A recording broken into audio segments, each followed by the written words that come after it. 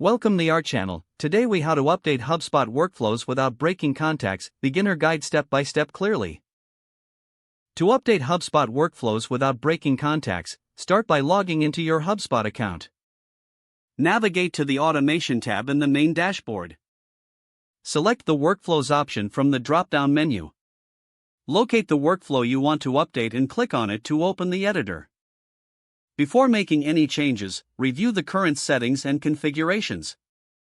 Take notes on any specific steps or actions within the workflow that may be impacted by your updates. Consider exporting a backup of your workflow for safety. To do this, click on that Actions drop-down in the top right corner and select Export. Now, you can start making your desired changes in the workflow. While editing, ensure that any necessary conditions and triggers remain intact to avoid unintended consequences. Modify the actions according to your new objectives. If you are adding new actions, consider where they fit within the existing sequence.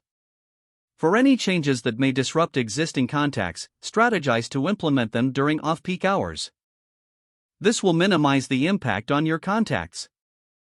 Once you've completed your updates, review the entire workflow one last time for any missed adjustments. Click on the Review option to check for unlinked actions or potential errors. If everything looks good, click on the Publish button to apply your changes. Monitor the feedback from the workflow after publishing to assess its performance. Keep an eye on contacts affected by the workflow to ensure they are being processed correctly. If any issues arise, revert to your backup and make further adjustments as needed. Conclude by documenting your changes for future reference. This practice keeps your workflow updated and your contacts flowing smoothly. If the page does not load, refresh the browser or try again in a private or incognito window. Make sure you are using the correct email address, then retype it carefully to avoid small typos.